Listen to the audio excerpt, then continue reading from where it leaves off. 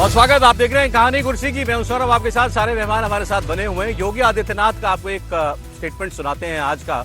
योगी जी ने आज कहानी बताई जब वो मुख्यमंत्री बने और अयोध्या जाने की उन्होंने अपनी दिल की इच्छा अपने अफसरों के सामने जाहिर की। तो उनको अफसरों ने कहा कि साहब अयोध्या मत जाइए, विवाद हो जाएगा, कोई मुख्यमंत्री अयोध्या जाता नहीं है और वहां जाएंगे आप तो राम मंदिर का मुद्दा भी उठेगा, एक नई कंट्रोवर्सी खड़ी होगी। तो उन्होंने कहा मैं अयोध्या भी जाऊंगा और मैं राम जन्मभूमि भी जाऊंगा और जाने से अगर विवाद होता है तो होने दीजिए।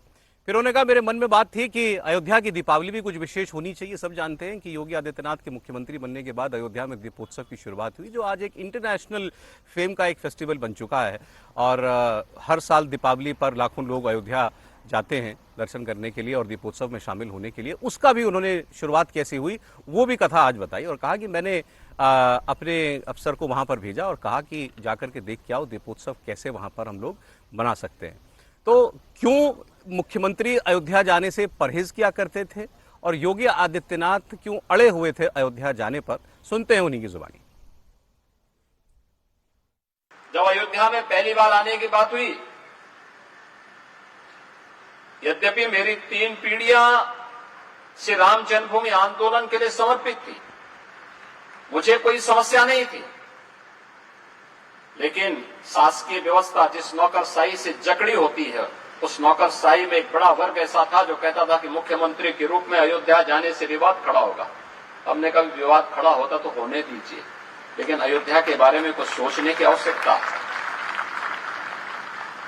फिर एक वर्ग ऐसा था जिसने कहा कि आप जाएंगे फिर राम मंदिर की बात होगी। तो मैंने कहा कौन हम सत्ता के लिए आए हैं, राम मंदिर के लिए सत्ता भी गंवानी पड़ेगी तो कोई समस्या नहीं होनी चाहिए। अब सब जानते हैं जो योगी जी के गुरु थे महेंद्र वैद्यनाथ, वो तो राम जन्मभूमि आंदोलन से बहुत शुरुआत से जुड़े हुए थे, उसका एक बहुत अहम हिस्सा थे। वही बात योगी आदित्यनाथ कह रहे थे कि मेरी तो 3 पुश्तें उस आंदोलन से जुड़ी हुई थी, इसलिए मुझे कोई दिक्कत नहीं थी। लेकिन शासन व्यवस्था के अंदर एक अंदर से एक ये भावना पहले से जुड़ी हुई थी कि मुख्यमंत्री को अयोध्या नहीं जाना चाहिए। हर्षवर्धन त्रिपाठी जी, कोई जाता था इससे पहले अयोध्या? नहीं, अयोध्या छोड़िए, ये तो ऐसा एक काम था जिसपे कोई व्यक्ति न उसको स्वीकारे तो उसके ऊपर जरा सवाल खड़ा होना चाहिए कि राम के देश में राम के जो स्थान है उस पर जाने से अगर मुख्यमंत्री डरे तो कोई भी हो, वो अपने को किसी भी तरह से देखता हो। लेकिन हमने तो योगी आदित्यनाथ को वो सारे साहस करते देखे जो दूसरे लोग डरते थे। एक छोटा सा उदाहरण बताता हूँ। अयोध्या जाने से पहले नोएडा में अभी जो एलिवेटेड रोड है, सेक्टर 18 से चलती है और 62 पे जाके 60 पे जाके उतरती है, उसको अखिलेश यादव उद्घाटन नहीं कर पाए। सच बात यह है कि वो इस सरकार में योगी जी की नहीं बना था, लेकिन डर के मारे कि यहां नहीं आना है और उसका अंत में योगी आदित्यनाथ के समय में लोकार्पण हुआ। एक उदाहरण, सब सरकार चली जाएगी नोएडा, सरकार चली जाएगी नोएडा, यानी जिसको कहा जाता है कि ये सो कॉल्ड दक्षिणपंथी या राष्ट्रवादी पार्टियां हैं, उनके लोग तो वैज्ञानिक दृष्टिकोण है, और जिसको कहा जाता है कि ये सो कॉल्ड सेकुलर लोग हैं, वो डरपोक लोग हैं, पोंगापंथी लोग हैं, पिछड़े लोग हैं। नंबर 1।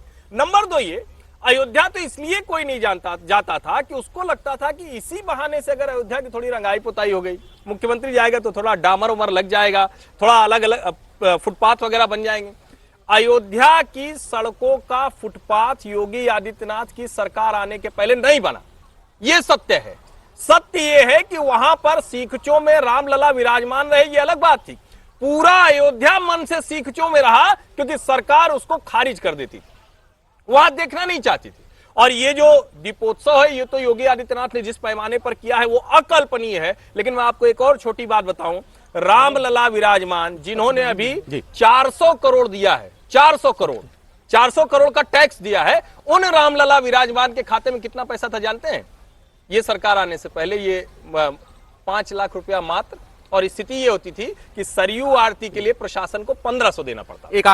एक आंकड़ा भी दिया मुख्यमंत्री ने अपने इसी भाषण के दौरान, वो मैं आपको बताता हूं। उन्होंने कहा कि मैंने डेटा निकलवाया कि कितने लोग पहले अयोध्या जाया करते थे और अब कितने जाते हैं। तो 16-17 का उन्होंने पहले आंकड़ा दिया जब अखिलेश यादव जी की सरकार का आखिरी वर्ष था। उस वक्त 2,34,000 लोग एक साल में कुल अयोध्या जाते थे दर्शन करने के लिए, भ्रमण करने के लिए। और पिछले साल का जो आंकड़ा है 2024 का, जो 23-24 का आंकड़ा है, वो संख्या है 16 करोड़। बिल्कुल, कहां 2,34,000 और कहां 16 करोड़। एक पूरे शहर का कायाकल्प हो जाए, पूरे एक शहर नहीं, पूरे क्षेत्र का जो है, बिल्कुल आप समझिए कि अर्श से फर्श तक वाला मामला देखा। देखिए, निश्चित रूप से योगी आदित्यनाथ के कार्यकाल में अयोध्या का बहुत विकास हुआ है और इसी कार्यकाल में राम मंदिर का निर्माण भी शुरू हुआ। तो जाहिर है अयोध्या में पहली बात तो यह है कि ये कहना सही नहीं है कि पहले चीफ मिनिस्टर थे। कल्याण सिंह जब 1991 में चीफ मिनिस्टर बने थे, पूरी कैबिनेट लेकर अयोध्या गए थे और राम जन्मभूमि और बाबरी मस्जिद विवाद स्थल जो था वहां गए थे। फिर कल्याण सिंह जब दोबारा चीफ मिनिस्टर बने तो फिर गए और कल्याण सिंह ने सरकार भी अपनी गवाई अयोध्या पर। एक बात। दूसरी बात, कुछ सत्य ऐसे हैं, अयोध्या में जो राम की पैड़ी है उसका निर्माण कब हुआ था? उसका निर्माण वीर बहादुर सिंह के समय में हुआ था, जब कांग्रेस सरकार थी। वीर बहादुर सिंह चीफ मिनिस्टर थे और 6 दिसंबर 1986 में सर वो राम जन्मभूमि आंदोलन से पहले की बात नहीं, राम जन्मभूमि आंदोलन तो 83 शुरू हो गया था। ये 86 की बात कर रहा हूं अच्छा, मैं। और 86 में पहला रामायण मेला अयोध्या में वीर बहादुर सिंह सरकार ने लगवाया था, जिसको मैंने खुद कवर किया था as a journalist Navbharat Times से। और उसके बाद 85 दिसंबर की बात है ये। और उसके बाद लगातार वो होता रहा रामायण मेला, लेकिन बाद में बंद हो गया वो रामायण मेला। डीपी सिन्हा उसके आयोजक जो है बीजेपी सांस्कृतिक चल के अभी भी बैठे हैं। तीसरी बात यह है कि अयोध्या में पहले सिर्फ लोग हनुमानगढ़ी के दर्शन करने जाते थे, क्योंकि राम मंदिर था नहीं, तो वहां हनुमानगढ़ी मुख्य तीर्थ था।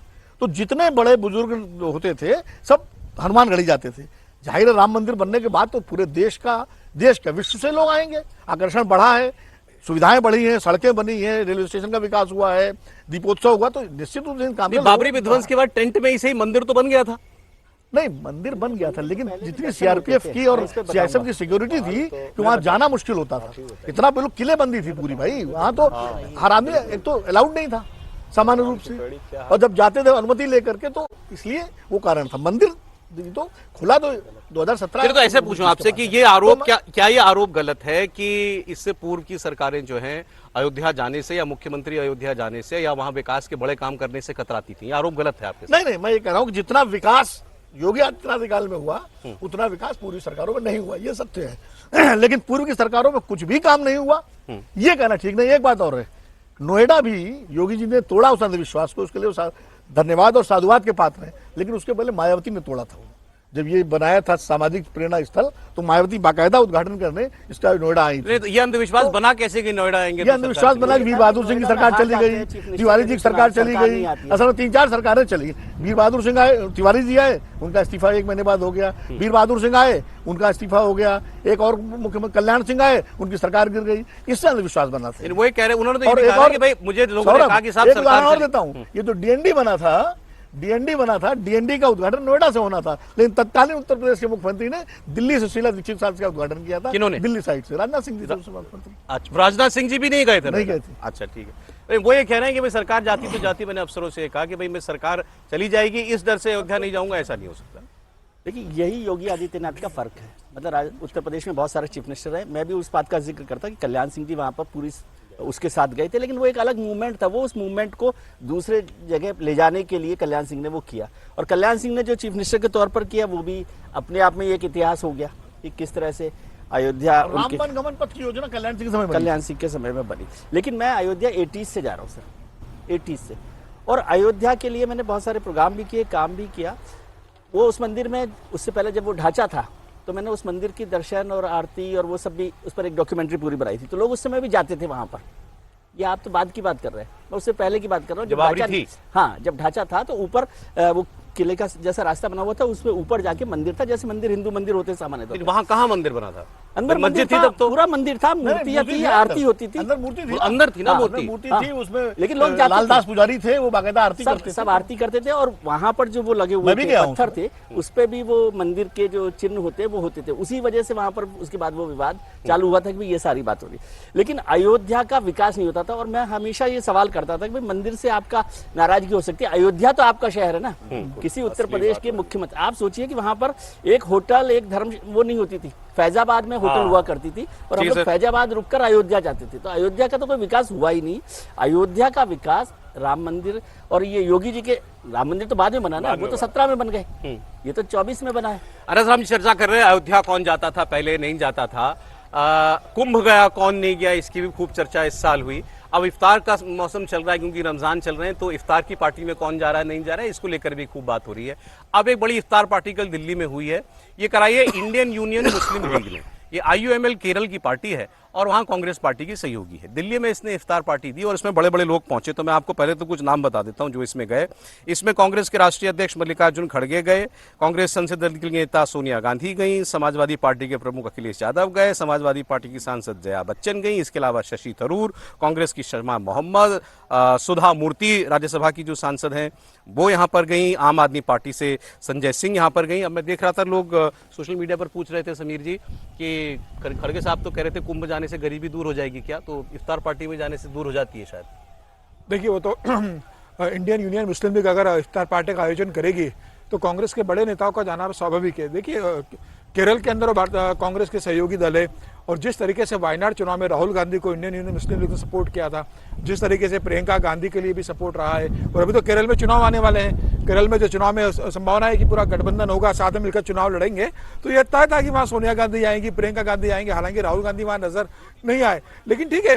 अब जैसे मुस्लिम राष्ट्रीय मंच ने जब इफ्तार पार्टी की थी तो दिल्ली की मुख्यमंत्री गई ना उसके अंदर जब आयोजन हुआ। तो होता है जहां परिचय है, जहां आपको लगता है कि यहाँ जाना चाहिए, यहाँ अपना कोई मित्र दे रहा है, अपनी सहयोगी दल पार्टी दे रही है, तो इफ्तार आयोजन में जाते हैं। और कांग्रेस तो वैसे भी मतलब मनमोहन सिंह के समय तो खूब कैबिनेट मंत्री दिया करते थे, अब सरकार में नहीं है।